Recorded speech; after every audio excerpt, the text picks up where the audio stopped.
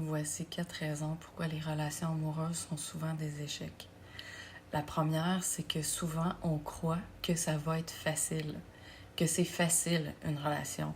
Et même les gens qui vont dire non, je sais que c'est pas facile, dès que ça va commencer à être difficile, il y en a plein qui vont se mettre à courir parce qu'ils vont dire c'est quoi ça, je veux pas ça dans ma vie.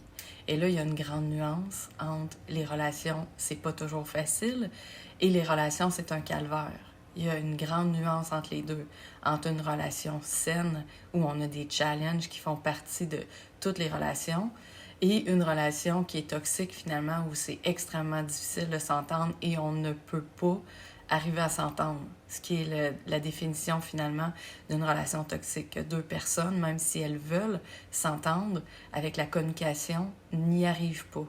Donc ça les emmène constamment vers des gros conflits ou vers une rupture. Donc, entre les deux, il y a une grande nuance. Et tout ça, c'est lié au fait que quand on croit que c'est facile, c'est parce qu'on a comme oublié qu'à l'intérieur de nous, est-ce que c'est si facile que ça? Est-ce qu'on se connaît vraiment? Ça, c'est le deuxième point. J'ai observé que la plupart des gens ne se connaissent pas vraiment. Ils ne connaissent pas vraiment à l'intérieur d'eux qui ils sont, leurs forces, leurs faiblesses et ce qui fait qui pourrait être une forme de fragilité à l'intérieur d'eux. Des fois, on le sait, mais on ne le sait pas vraiment. Et ce qui déclenche toutes sortes de conflits, ce qui les dérange vraiment, etc., etc. Donc, si c'est difficile souvent de vivre avec nous-mêmes, de vivre avec quelqu'un d'autre, ça va être encore plus difficile. Si on apprend à vivre en paix avec nous-mêmes, qu'on travaille sur nous et qu'on est vraiment bien et qu'on apprend à se connaître, on va faire des meilleurs choix et nos relations vont pas mal être plus faciles. Le troisième point est lié au deuxième point, lié au fait de se connaître, c'est que souvent, on ne sait pas ou on ne voit pas à l'intérieur de nous c'est quoi nos manques, c'est quoi nos souhaits, c'est quoi nos désirs, c'est quoi nos envies, qu'est-ce qui fait qu'on attire des gens. Tant qu'on a des manques, des souhaits, des envies, des désirs, il n'y a rien de mal là-dedans, mais il faut être conscient que quand on vit ça, on n'est pas vraiment libre. Parce que quand on est vraiment libre, c'est comme on accepte les choses, on sait où on s'en va, on va mettre des efforts dans certaines directions pour atteindre des objectifs ou pour vivre certaines choses, mais on n'est pas attaché à ces choses-là. Si ça arrive, on est heureux, on va travailler pour. Si ça n'arrive pas, on n'est pas malheureux. On n'attend pas après ça pour être heureux et on n'est pas dans des manques. On est plus dans un bien-être, une forme de liberté naturelle. Mais tout le monde a des manques, tout le monde a des lacunes, et plus on est là-dedans, plus qu'on va vivre des relations difficiles, et plus on va laisser entrer des gens dans nos vies souvent qui ne méritent pas cette place-là, ou qui ne devraient pas être là, ou que nous, on ne devrait pas être dans leur vie, et qui font en sorte qu'on ralentit le processus pour être bien, et qu'on empêche des gens qui nous conviendraient mieux d'entrer dans nous. Parce que quand on est dans des manques, comme je l'ai dit dans plein de vidéos, on attire des gens qui résonnent avec nos manques. On attire, on le sait pas ça, mais on attire des gens qui ont des similitudes. Ça veut pas dire qu'ils ont le même genre de manque, ça veut dire qu'on a des manques qui matchent ensemble. Et ça, sans s'en rendre compte, on rentre et on crée des patterns là-dedans. Et là, c'est sûr qu'on va être dans des relations très souvent où est-ce que ça va créer des conflits, ça va être difficile, puis là, après, on laisse la personne, ou on se fait laisser, puis ça recommence, puis ça recommence, puis ça recommence.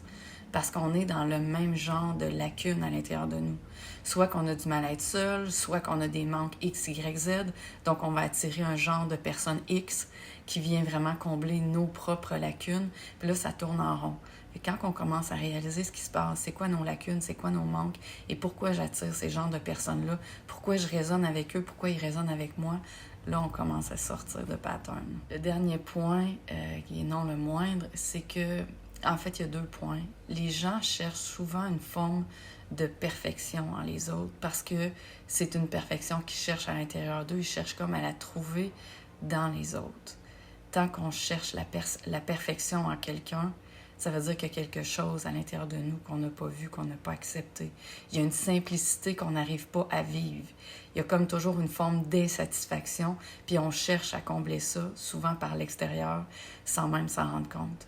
La perfection n'existe pas. On ne trouvera jamais personne de parfait. Par contre, il y a des gens avec qui on peut être bien. C'est ça qui compte. c'est que globalement, est-ce qu'on est bien avec quelqu'un ou est-ce qu'on est toujours en train de s'obstiner, se torturer, puis ça fonctionne pas? Ou on est toujours en train de se critiquer ou de critiquer l'autre ou essayer de trouver quelque chose en l'autre. Parce que dans le fond, ce qu'on cherche, je disais que c'était séparé en 2 points, ce qu'on cherche dans le fond, c'est le bonheur à travers l'autre. Quand on cherche une forme de perfection, c'est comme si on cherchait à combler un manque, un vide. La perfection, on la trouvera jamais, nulle part sur Terre. Il n'y a rien ni personne qui est parfait.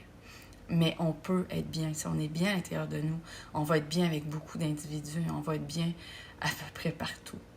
Le bonheur vient pas d'un endroit ou de quelqu'un. Il vient de l'intérieur de nous quand on décide d'arrêter de chercher à l'extérieur et qu'on décide de se rencontrer soi à l'intérieur.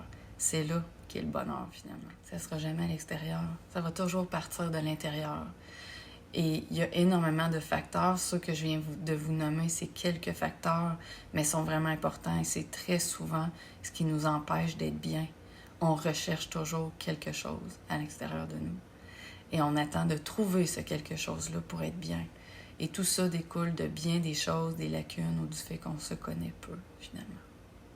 Si c'est ce que tu vis, que c'est difficile, que tu aimerais sortir de ça, que tu aimerais te sentir mieux et que tu aimerais arrêter de chercher ou arrêter d'être dans des relations où c'est constamment en échec, écris-moi, c'est mon métier. Je vais pouvoir t'aider à voir plus clair dans ce que tu vis, à avoir des prises de conscience, des compréhensions, des outils, à t'aider à te sortir de ça, à te sentir beaucoup mieux et à attirer des gens dans ta vie qui te conviennent pas mal mieux. Bye. Bonne journée.